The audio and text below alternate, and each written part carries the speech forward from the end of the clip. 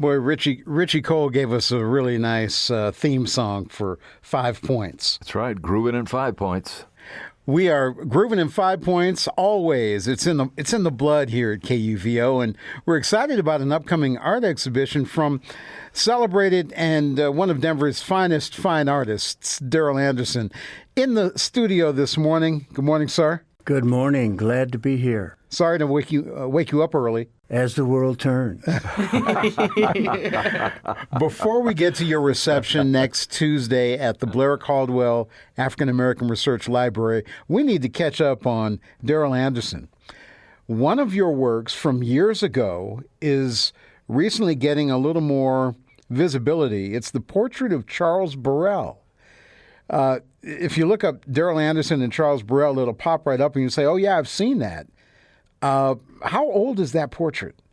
Oh, I think it's about maybe 10 to 15 when I did this, because I was so encouraged about the flavor that he's bringing or brought to our community. Yeah. And it was very important for me to pay tribute to a fabulous individual. Did he pose for it, or did you pull it No, from? it was from a series of photographs, and I took from each one and came up with this with that perspective on the base, which made it very interesting. Yeah. I kind of left the cigar out of this one because Charlie loves cigar. That's right. You're right. He did. We remember that. Oh, yeah. That original hangs in a private home, but there are some prints available for that. Well, I'm making limited editions. The actual piece is 30 by 40 inches, and so it's the exact size of the original. But what I do is I go in and rework them, and I'm only doing 25. Okay. Because, I don't think I should make that many available because as his legacy, from me having that opportunity to create that, I get to lay down a little bit of legacy myself from a creative aspect. Yeah, very good point. Darrell Anderson in studio with us here as we lead up to his reception next week at the Blair Caldwell African American Research Library called Streets Take 5, and the artist will be there. He's doing some things in July and August you get to be a part of, and he's with us here on the morning set to talk about art and the finer things of life. About this collection, you said that it's very much an homage to jazz and 5 points. You're a lifelong 5 Points resident? Born and raised on the 5 Points on 2430 Washington Street, a block up the street from the Rossonian.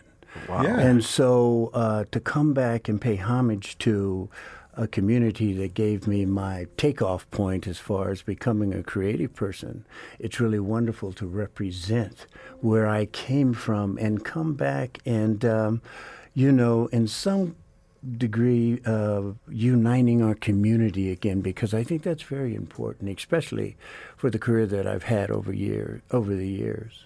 You are not just an artist, but you're also an educator. You've brought a lot of artists under your wing.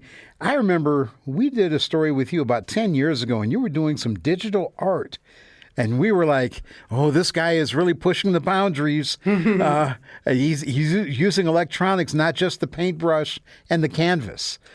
That was 10, 15 years ago. Easily, but I think you have to grow with the times, even though I've gotten older and I get kind of set in my ways.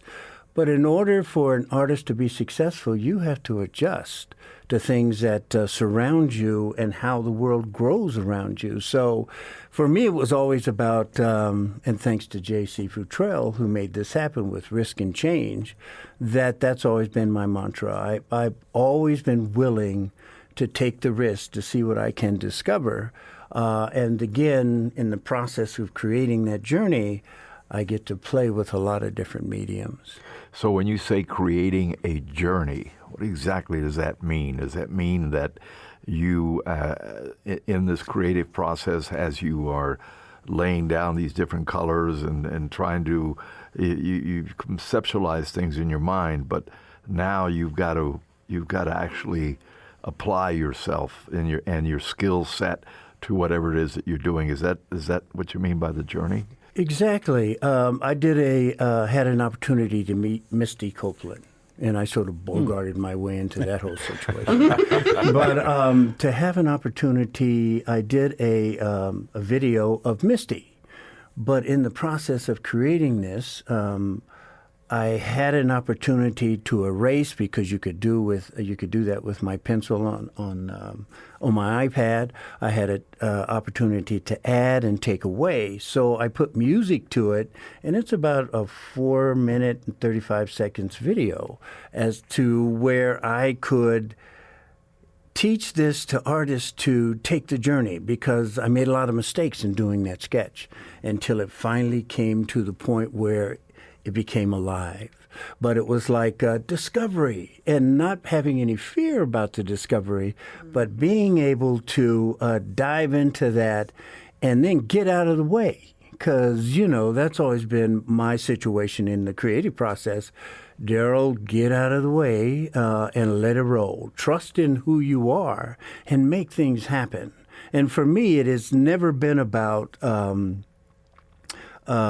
economics. It's always been about what's going on inside here. And when that happens, it's amazing how the economics show up. So you're not intimidated by a mouse or a stylus or a pad or a canvas. You do it all. I remember my first public art project was putting mosaics on the floor out of DIA. And so that was a 3-year process. And, I had a collaboration with Barb McKee, and she ended up getting pregnant, moving away, and that was before you had cell phones. So, you always had to pay for the long-distance call. But anyway, it was crazy at the time, and I had never done public art before. And they said, well, here's a floor, make some art. And I'm going, what? And I had never done mosaic before, and I had never worked with a budget that was that large. So putting all these pieces together, totally getting out of the way, because I'm very spiritual, and I heard this little voice say, now listen, I'll be in your front and back pocket, but I got a reason why this is happening for you, because it's going to take you places that's none of your business, but it's going to be greater than what you've ever been able to create in your lifetime. The upcoming exhibit reception is for the project Streets Take 5. It's Tuesday, July 15th at the Blair Caldwell African American Research Library, right there at 24th and Welton. It's that evening, and we look forward to seeing you and all your people getting around you and celebrating there on the 3rd floor. Oh, I'm very excited about it, and thanks for the Blair Caldwell African American Research Library, which is located in my neighborhood, where I can expand my horizons in my community. Wow. Mr. Anderson, you have got an open invitation to come back anytime and enlighten us. This has been really inspiring and so forth. Now, the website.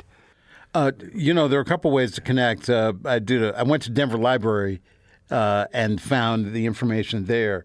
Just look up Denver Library, Blair Caldwell. Okay. You get on those events and you won't miss it.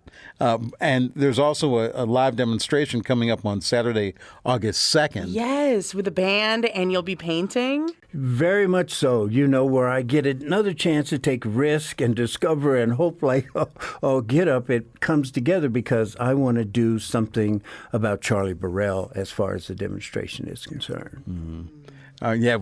We've moved artists out of the studio, the quiet, solitary life, and you're in public now. You got it. You're on the. It's a show. I'm hanging in there. Darrell Anderson, doing more than hanging in there. Delighted to have you with us. Thanks so much for your work and for your heart on display for us. Again, Denver Library, Blair Caldwell. Hit the events page. You'll see Darrell Anderson's events, July 15th and August 2nd. DarrellAnderson.com as well to stay connected with all you have going on. Oh, for sure. You can get a lot of discovery there. Thank you so much.